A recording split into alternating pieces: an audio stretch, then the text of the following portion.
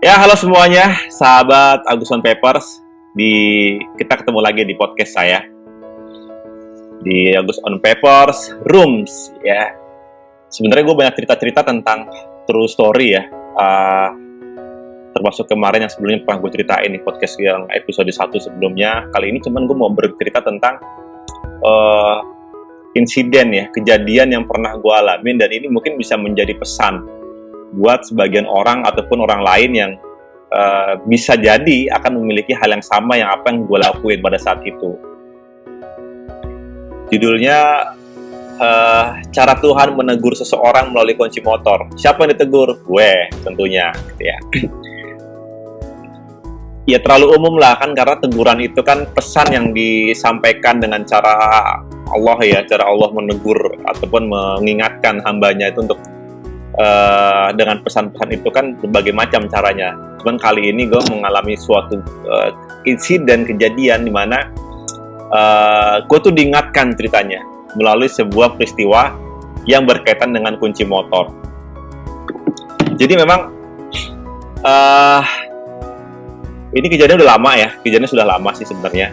Cuman kalau gue inget-inget lagi, coba review lagi,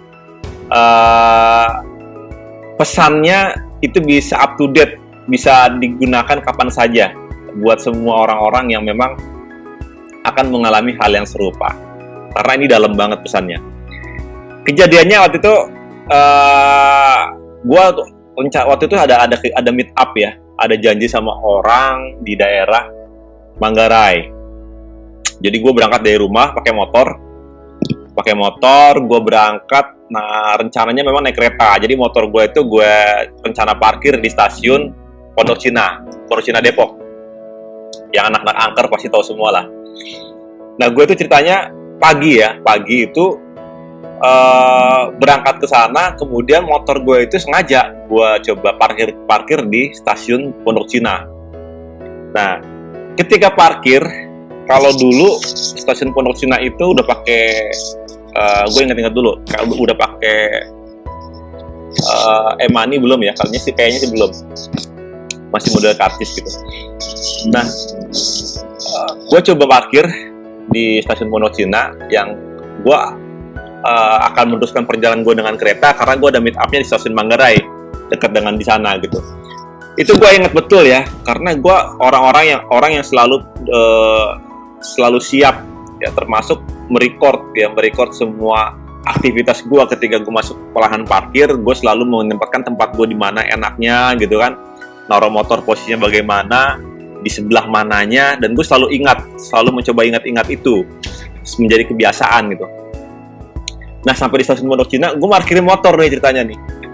Gue parkirin motor di sebelah agak tengah, karena memang waktu itu kondisinya agak adem ya, ada pohon gitu, agak adem. Kemudian gue coba kunci. Gue ingat betul ketika gue parkir motor, gue kuncinya itu gue tempelin tuh sama karcis. Nah, gitu kan. Gue masukin ke salah satu touch gue tuh di bagian kompartemen bagian depannya. Bahkan gue hafal banget secara detail bagaimana gue memasukkan kunci itu ke kompartemen depan bagian tas gue yang bagian sisi luar gitu ya. Gue masukin, gue selerikin. Lalu gue biasalah, karena tas gue semi chest bag gitu ya. Jadi gue memang makanya selalu begini. Akhirnya berlalu lah pada hari itu. Ya, nggak terasa meet up gue pada saat itu berlangsung seharian, bahkan sampai malam gitu ya. Sehingga gue harus kembali ke stasiun Pondok Cina itu malam hari. Kira-kira sudah jam 9 atau setengah 10 lah ya. Hampir setengah 10 malam. Gue sampai di stasiun Pondok Cina, keluar lah pada saat itu. Dari peron, agak lupa apakah waktu itu sudah ngetap kartu atau belum, udah pakai model kartu atau masih pakai yang biasa gitu ya. Gue menuju ke parkiran tuh, gue ingat betul posisi motor gue ya. Gue ingat betul posisi motor gue kemudian menuju ke motor dan mulai mencari. Itu dia motor gue kan, malam nih, kondisi udah gelap. Dan memang pada saat itu cahaya di parkiran nih, penitipan motor di Pondok Cina itu agak gelap ya, tidak seperti sekarang. Agak gelap pada saat itu.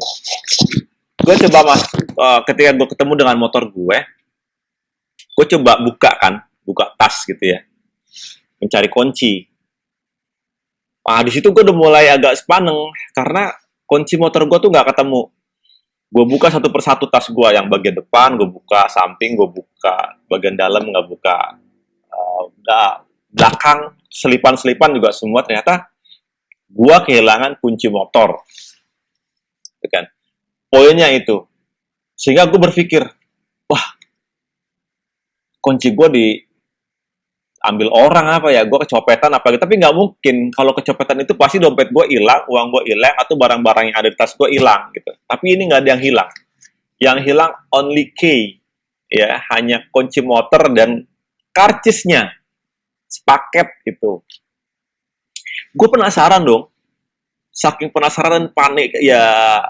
Pertama belum panik, tapi setelah gue mencari nggak ketemu-ketemu, itu gue menjadi panik pada saat malam itu gitu. Gue buka lagi, gue bongkar lagi. Awalnya memang gue cuma membongkarnya sebagai cuma sebatas melihat begini ya. Buka, lihat, aduk gitu, lihat lagi dan sebagainya. Sebatas itu. Tapi karena semakin detail gue nggak menemukan itu kunci, lalu gue pikir-pikir, gue coba mengurut-ngurut lagi dengan gerakan, bahkan dengan pola gue ketika gue meninggalkan motor pada siang tadi gitu ya. Gue pakai gerakan tuh malah. Gue naruh motor, gue ngunci, terus gue turun, gue masukin, gue jalan ke situ. Arah jalannya tuh gue perhatikan betul gitu. Lewat sini, sini, sini, sini, sini. Jangan-jangan posisi kuncinya jatuh di situ gitu kan.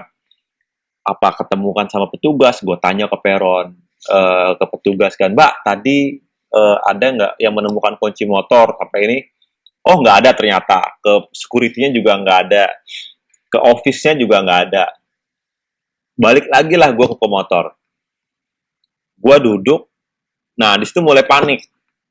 Ya, karena kunci motor gue ini cuma satu-satunya. Udah gitu nggak ada serep. Udah malam juga. Bakalan ngerepotin orang. Asli. Kepikiran-pikiran hal-hal kayak gitu yang bikin gue makin menjadi panik. Gitu kan, akhirnya gue sepaneng lagi tuh. Gue bongkar lagi. Yang tadinya gue cuma sebatas melihat-melihat tas. Dalam-dalamnya. Ini gue bener-bener gue bongkar.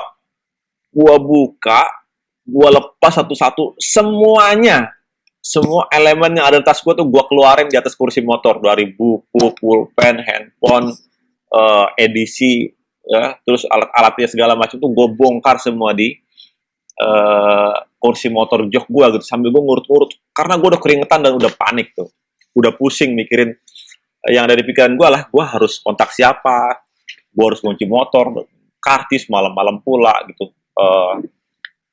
Ribet banget gitu. Sampai kemudian pada saat itu kondisionalnya itu agak gerimis ya, agak gerimis rintik gitu. Tapi belum turun sekali gerimis. Dalam kondisi seperti itu tiba-tiba gue lagi sepaneng, lagi pusing gitu. Tiba-tiba ada cewek nih, ada perempuan, penumpang baru turun juga di kereta dari peron gitu kan, keluar. Lewat depan gua nih, cuk gitu kan. Kemudian dia ngambil motornya kira-kira berjarak 5 motor dari motor gue lah.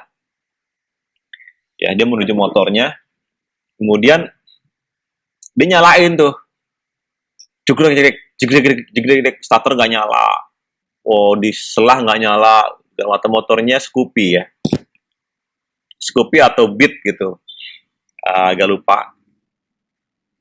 Kemudian dia coba-coba menstarter tuh, menyalakan, nggak nyala-nyala.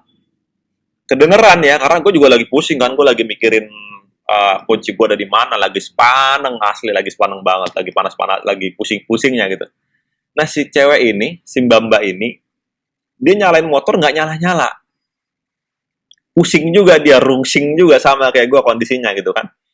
Nah, dalam kondisi kayak gitu dia datang nih ke gue nih ceritanya. Ya. Nah, tadinya gue nggak kalau dia datang, tau dia muncul di depan gue aja gitu. Mas, tolong dong mas, gitu. Mas, tolong dong mas, motor saya nggak nyala mas, tolong dilihatin mas, apanya bisa nyala mas, udah malam mas, saya pengen pulang, gitu. Nah, dalam kondisi kayak begitu, apa yang kira-kira lumrahnya orang lakukan? Gue aja lagi pusing kan, gue aja lagi sepaneng nih, ngaduk-ngaduk, kunci gue tuh hilang, nggak tahu kemana gitu. Bener-bener kunci gue hilang. Gak ketemu, sampai gue balik lagi arah peron, bolak-balik sambil nyusurin apa namanya trotoar sama pinggiran jalan itu ya. Pastikan apa jatuh apa gimana, tapi gue inget betul gue tuh sudah menaruh kunci itu dengan baik beserta dengan kartisnya gitu, udah dibongkar semua. Gue bilang ke mbak-mbaknya, aduh mbak maaf mbak, saya juga lagi pusing nih, kunci saya hilang nih, motor saya berantakan banget nih. Gue mencoba ngakalin motor gue tuh untuk sedikit ngebongkar gitu ya, untuk ngakalin kunci. Saya lagi kredit banget nih mbak, barang-barang kunci saya hilang nih, kunci hilang, kartis hilang gitu. Maaf mbak, sorry banget ya gitu. Ya mas, tolong dong mas, tengokin dong mas, apanya mungkin apa sedikit kali bisa nyala mas, bentar doang mas, tolongin gitu. Ini merengek nih perempuan ini, apa namanya, meminta tolong gitu sama gua gitu kan. Mbak, tolong deh mbak, saya lagi apa namanya, lagi nggak enak nih gitu. Maaf ya, saya bukan nggak mau bantu, saya juga lagi pusing nih gitu. Akhirnya mbak-mbaknya sedih kan, kayak mas gimana? Dia berusaha menelpon siapa aja, diteleponin kan. Aku lagi di stasiun nih, motornya mogok kata gitu segala macem gitu kan. Di jalan kayak orang bingung. Malam nih gelap gitu. Akhirnya dibalik lagi ke motornya. Dia coba nyalah lagi, coba starter motor lagi, tetap nggak nyala gitu kan. Nah, sampai pada gue juga harus pandang tuh. Gue udah kesel banget, bongkar tutas nggak ketemu. Akhirnya gue sampai pada titik klimaks ya. Klimaks yang dimana seorang tuh sudah sampai pada puncak kekesalannya gitu. Udah gue kesel, biasanya kan kalau orang itu kan begini ya, terus mulai cooling down gitu. Nah itu gue kandasnya pada saat itu ketika udah klimaks, udah parah gitu kan, udah emosinya udah nggak kebendung lagi. Gue duduk gitu kan,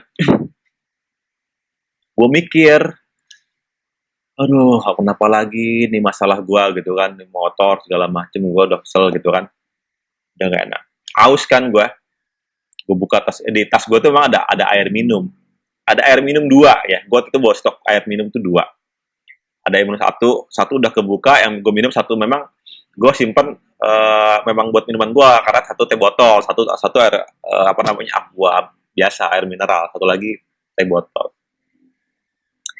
Yang gue minum aquanya, teh botol masih utuh gitu ya. Terus gue duduk, gue merenung tuh di atas kursi jok motor ceritanya. Gue mikir kan, gue diem aja. Aduh ya Allah, gue tuh istighfar gitu, astagfirullah ya Allah, kenapa lagi ya? Gue tuh tenang diem sambil beristighfar tuh gue tuh. Astagfirullahaladzim, kenapa gitu kan. Nah tiba-tiba gue berpikir, gue nengok intuisi gue, feelings kepala dan pikiran gue tiba-tiba menoleh ke perempuan itu. Gue ngeliat gitu kan,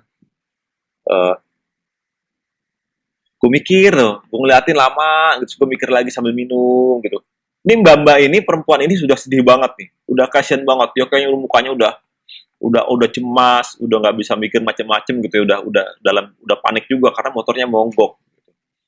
Dan dia kayaknya sedang diburu-buru waktu atau mungkin rumahnya jauh gitu kan. Tiba-tiba hati gue tersentuh, ya, gue kepikiran bahwa, lu jadi orang ini banget ya, sombongnya bener-bener ya. Ada orang lagi susah aja, lo susah masih nggak mau nolongin gitu. Lo gimana jadi orang nggak susah gitu. Itu hati gue tuh ngomong kayak begitu tuh. Pada saat itu ya, terbesit pemikiran kayak gitu. Lo ada orang susah, minta tolong di saat lo susah. Lo nggak mau nolong. Lo gimana pada saat nanti ketika ada orang minta tolong di saat susah, sedangkan lo dalam kondisi yang lapang, bagaimana bisa menolong orang? Itu gue langsung istighfar di situ, ya Allah istighfar, astagfirullahaladzim. Kemudian gue samperin, gue menuju ke perempuan itu berada, udah ketin kan, gue bilang, mbak maaf ya, tadi saya memang lagi repot, lagi kredit, kenapa masalah motornya?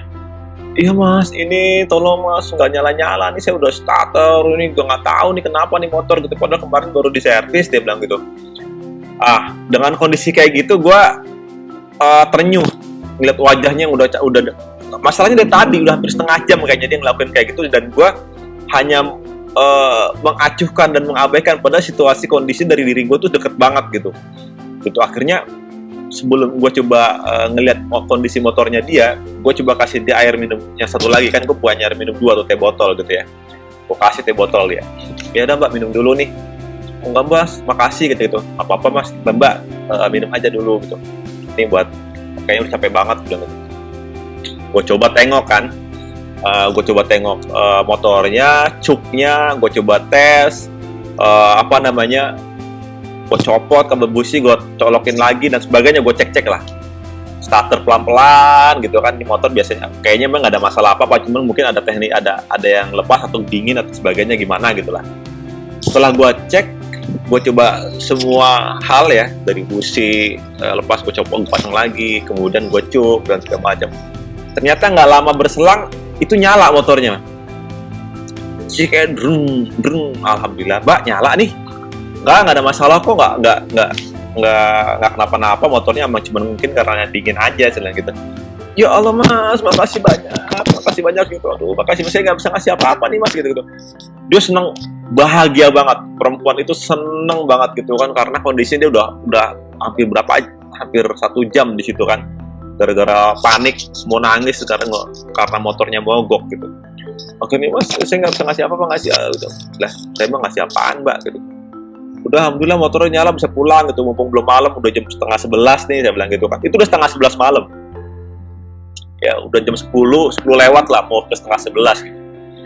Akhirnya mbak itu, wanita itu pamitan gitu, mas, pamitan ya, saya makasih gitu kan. Dia tandarin motor, keluar aja pelan-pelan gitu, sambil makasih salam terakhir gitu kan. Makasih mbak. Ya mbak, hati-hati di jalan gitu. Akhirnya setelah dia pergi, gue balik tuh ke motor gue, ngeliat tas gue lagi, ngeliat dan segala macam perlengkapan gue masih duduk di situ sambil istighfar lagi gue. Alhamdulillah, ini orang udah gue tolong gitu kan, gue udah membantu. Gue minum lagi, gue ngelamun lagi, gue coba main handphone, gue cek, gue coba telepon gitu kan, siapa aja telepon, tanya ada kunci serep atau gimana nggak di rumah gitu kan, nggak ada. Akhirnya gue matiin tuh handphone gue, ceritanya nih, gue matiin handphone, gue masukin ke tas, ke kantong. Gue cek lagi sekali lagi tas gue nih tadi berantakan, udah gue masukin lagi tadi pas sebelum menolong Bamba tadi gitu ya, Akhirnya setelah rapi, gue buka untuk terakhir kalinya gue ikhtiar mencoba mencari kunci motor, ceritanya. Gue buka pelan-pelan, 1 kompartemen nggak ada, yang paling bawah. 1 kompartemen tempat gue menyimpan kunci yang awal tadi, gue buka dan ternyata jreng, apa lo nggak? Itu kunci ada di situ dengan posisinya dan dengan karcis berada jelas gitu. Dengan mudahnya dibuka itu dan dia ada di situ. Coba lo pikir itu ke atas semua juga, gue pikir nalar, gue langsung gue bengong di situ. Ya, gue bongkar pasang lagi, barang-barang gue utuh dan kondisi yang di kompartemen tadi, gue melihat kuncinya ada utuh, kartisnya juga masih menempel dengan rapih dan terlihat jelas gitu. Padahal itu tas udah berapa kali gue bongkar pasang gitu kan, tapi ternyata nggak menemukan apapun gue. Tapi terakhir kalinya gue mencoba ikhtiar untuk mencari tahu keberadaan kunci, ternyata dia ada. Di situ gue langsung bingung, stuck, bengong, nangis juga sih gue.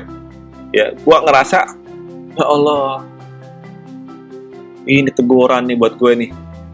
Ya, ini pesan tersirat yang sangat dalam buat orang-orang yang mungkin diberikan pesan sama Allah gitu ya buat kita, bahwa ujiannya lo bisa nggak kira-kira diuji dengan situasi yang paling sederhana dan sepele gitu. Bagaimana mungkin kita akan diuji dengan ujian yang besar, kalau ujian sepele aja lo akan tidak bisa menjadi ujian itu dengan baik, kira-kira kayak begitu kan. Kondisi lo susah, genting, panik, bingung, sulit. Dalam kondisi seperti itu, tiba-tiba ada orang yang meminta tolong dari lo dengan kondisi yang lebih lemah, karena dia perempuan ya, malam, dengan kondisi yang motor mati, dan dia harus pulang, harus bertemu dengan keluarganya, dan sebagainya.